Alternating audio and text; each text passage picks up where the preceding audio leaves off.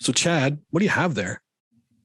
Oh, sorry. Oh, yeah, we are recording. Now? Yeah, we're recording. Oh, I was just getting ready to do a puzzle. Nice. That's right. And just gonna listen to You're gonna put Batman the pieces soundtrack of the puzzle together.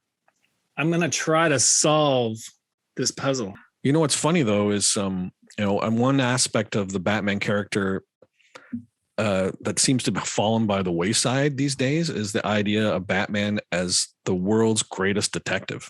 It's that just sort of kind of a natural instinct by the producers of these movies, because if they slow things down to like have Batman like try to solve crimes, like that takes away from the action that these movies sort of they're trading in.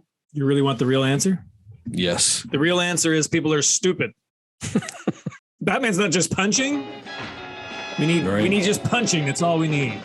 And so to make him kind of smart and to, and maybe for him to deduce the situation. Yep. Is just like people are going to be walking out of the theater going, the fuck was that? He was like deducing. Yeah. Am I watching Hercule Poirot or am I watching Batman? Well, what's funny is DC Comics, the home of Batman, actually stands for Detective Comics, right? Yeah. Like that's how they started out. In fact, I think they started out like actually doing, stories of hard-boiled detectives, like in the Sam Spade, Dashiell Hammett kind of mold. Yeah, well, and what it doesn't say on the cover, and it's true. Well, it is true that Batman in number 27, 1939, yep. He was a detective. Mm-hmm. He was also a chiropractor, and that's why in the picture he's actually just doing a slight neck adjustment, and those two guys are down there going, next. He's the best. He's the best chiropractor in town. I'm glad. I really got to get him to get the kink out of my neck. I brought my gun to get to the front of the line.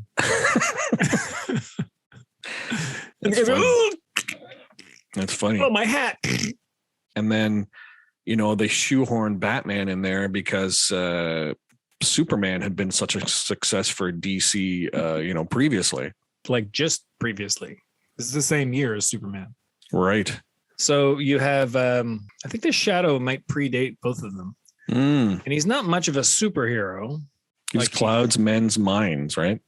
I just remember Billy Zane. Yeah, they did. I don't know that I ever saw that.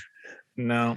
It was in the wake of 1989 Batman, which was a fucking phenomenon, right? Like it really, there were superhero movies before that, but it kind of made the superhero a viable blockbuster genre, right? Tim Burton's Batman. And where it's funny is that Shadow followed the Batman, but the Batman really follows the Shadow, which predates him by 9 years.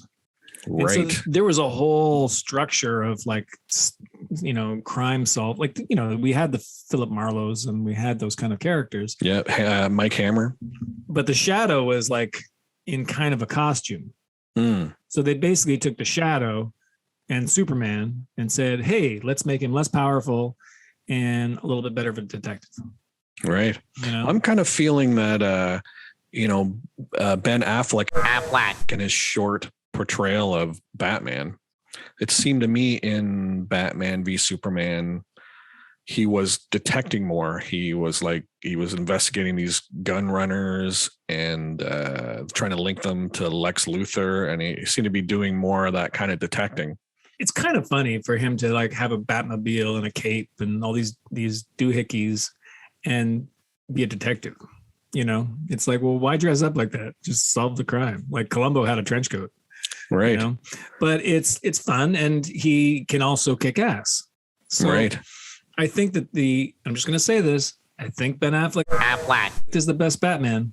He had such a short reign, and he was supposed to be in the current Batman, and pulled out, and they gave it to the British vampire kid.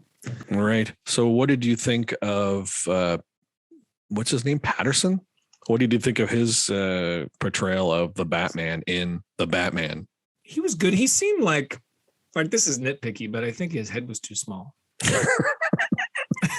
So I think he's got to get a head enlargement for the second movie. So he's like, the cowl is just like, way it's a way there's like this much space. He kind of looks like a match. Like you see the top of his head, and then there's space in the cowl, and then the ears. Is that what's going on in the Batman? Like, I guess, and this is the funny thing is that when you look at like Adam West had just a thick head. Yeah, wrapped he was a big guy, cloth, right? But he had a wide head, and so that wide head was just in fabric. But then all the Batmans that were to follow, all have this sort of oversized bat helmet thing. I'm only kidding. Like, really, he looked great as the Batman. He looked not great as Bruce Wayne. Like, I like the sociopath Batman. I like the hey, I'm going to become Bruce Wayne now, and look, I'm perfectly normal. And hey, ladies, want to party? Right. It's almost like he's got multiple personality disorder or something, right? Yeah, almost like a Two-Face, really. And then, so in this story, that's not the case. This is the first time that Bruce Wayne has been portrayed as kind of like an emo, you just don't understand. I was thinking that it looks kind of interesting that, again, dealing with Batman as a detective, they really bring that to the fore in this movie because he's looking for a serial killer. It's almost kind of like Zodiac, right? Like he's getting messages and they're trying to suss what this guy means who's taunting the police and the authorities, right? Yeah, it's one of those great, like Seven or movies like that, where it's a very dark film and you have this psychopath who's out there running amok and the police are only so capable. But luckily, I don't know, Officer Gordon, he's not the commissioner in this film. Okay, right. He believes in Batman. While so he's always kind of putting himself out there on his behalf. Right. The police have kind of an animosity towards him because he's a vigilante and they don't want him making them look bad. Yep. But what's really cool about this with the sort of whole detective angle, like the 1930s, 40s detective Batman is one thing, but the Batman of the 70s that was very detective driven was also like Neil Adams, I think, was the artist who was drawing him. It was very dark with a great flowy cape and he was like a shadow himself. In this movie, there's a crime scene and the police are all standing around trying to like figure things out. And Batman just steps out of the corner of the room. Right. Like he's been there all along. And the cops are like, oh, fuck, where'd you come from? And it was at no point kind of silly. It was done really well. And like he's ominous, not a joke, but and he's sort of walking around the room like the great detectives do. And so everybody then is like, talking, I don't understand. What does this riddle mean? Oh, why does this guy have this cucumber up his ass? Right. They're just asking questions, verbally asking a question, right? And then Batman says, the answer is, and then they go, well, what do you, and then where'd you go? And he's gone. Right. The old Batman move. And then he's out in what is one of the coolest Batmobiles. It's funny because when Christian Bale Batman came out and they had the Tumbler, I thought the Tumbler was pretty cool. Yep. I don't really think the Tumbler is cool anymore. I just think it's okay. And what really kind of hurt the Tumbler for me was the Tumbler motorcycle. Right. Because all I kept thinking of is your cape's going to get caught in that. You don't have a cape and a motorcycle. Edna Mode from The Incredibles. No capes. Yeah, exactly. But he doesn't even have fenders on the motorcycle. That's not good. It's and then if whenever he gets there, he's going to look real cool, but he's got the streak of mud going up his back, right? And if it was real, he would get to the crime and there'd be like a little torn piece of cape on the back of his neck and he'd have a big red mark. Yeah. You'd have to go see a chiropractor. Exactly. Talking about the same thing with Batman as a Batman movie as Zodiac is I like that idea. Like that's what really fascinates me. They do the same, like Marvel is the same way. They do this superhero movie after superhero movie after superhero movie. And you wonder, where can they go? Like this is going to fall. It's going to be crushed under its own weight. And what they did with Winter Soldier was they made a superhero movie in the mode of a 70s political thriller, right? It was like a paranoid thriller, like the Parallax View or the Manchurian Candidate. It was done in that style. And that's amazing. You take this superhero movie and you kind of have it inside that box and do it really well, it's amazing. And that's what I'm thinking with Batman too, is they're taking a superhero movie and making a hunt for the serial killer, Son of Sam kind of deal, Zodiac. And like you said, Seven. And that's really fascinating to me. They'll fit that. And I think with Batman as a genre, that's a perfect fit, right? It's dark and you can desaturate. And it's not like Batman v Superman where you notice the desaturation, right? You notice they've removed the color. Like you always say, they pull the S out of Batman v Superman because S stands for hope, and there is no hope in these films. But in Zodiac, in the vein of Zodiac, I think that works really well. You make or Seven. You said Seven. I think maybe that's a more apropos reference, is that they just make it super dark and that fits Batman and it works, right? Yeah, and he's tough. Like, the beatings are really hard. They're the hardest beatings that anybody's ever got in a Batman movie. Great. But I think if this movie had Ben Affleck, it would have been a great movie. I think that this is a really good movie, and William H. Patrick, whatever his name is, who is the Batman. Pattinson. He was good. And he'll grow on us, right? Like, he does another one. If he does, I'm sure he will. Yeah. He signed on for, I don't know, 26 Twilight movies. How many? Why wouldn't you do a couple? Right. He's used to long running series that get worse and worse as the time goes. It was actually, that Twilight was bad from the beginning. In the Batman was I didn't notice, was Batman all sparkly? He did emanate a sparkle because and he got exposed to light. Well, he had some right? Sparkly lip balm because and then when he takes the cowl off, it's just like this sparkly square, and the rest is not sparkly. It's like stenciled himself. The villain was good. He was. They're doing things that we're not used to. There's the Riddler he's the Riddler. There's only about four riddles in this movie. Okay. So there's not a lot of riddling. Right. And there's no question marks and green outfit, no bowler hat, no Frank Gorshin. It's very much what was really cool is that this is the first time this has ever happened in a Batman movie where Batman is a billionaire, gazillionaire, who can buy anything he wants, right? He can source things, he can find back channels, he can get a cowl made that fits his head perfectly, right? He can get gloves that are custom made, and it doesn't give up the fact that he's Batman. Nobody will know. He's not like Peter Parker, who's got to like stitch together a hoodie. He uses a hoodie initially. So in this, though, the Riddler makes his own costume. He builds his own mask. Right. And Catwoman wears a mangy looking balaclava with little ears.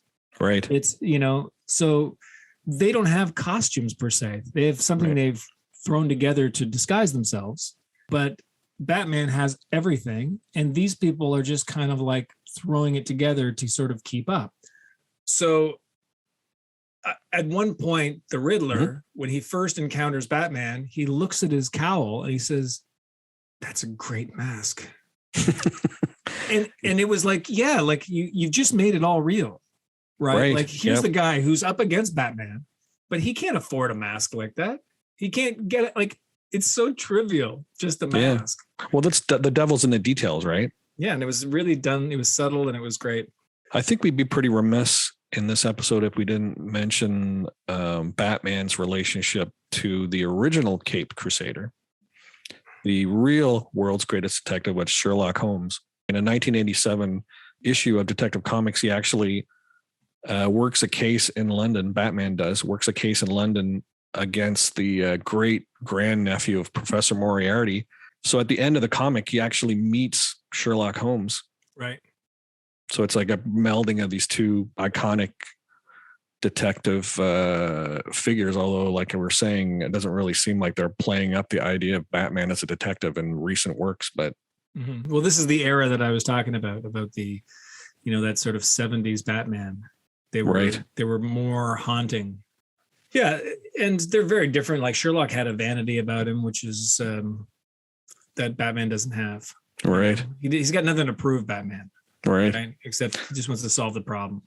What's funny is Jeremy Irons, who of course was Alfred to Ben Affleck's Batman, he actually played Sherlock Holmes in a Saturday Night Live sketch where Phil Hartman as Watson is like trying to throw him a surprise party. And he can't. That's a nightmare scenario for somebody trying to throw Sherlock Holmes a surprise party. Well, that happened in the Sherlock show too, from time to time, where Watson was trying to hide something from him. The great thing about Cumberbatch. The great thing about Cumberbatch is Sherlock Holmes is he would figure that stuff out, and then you just wouldn't give a shit. Yeah. Right. Like he's got this amazing ability to deduce stuff, but ultimately he doesn't fucking care. I think that you made a good reference for Justice League, the Justice League cartoon.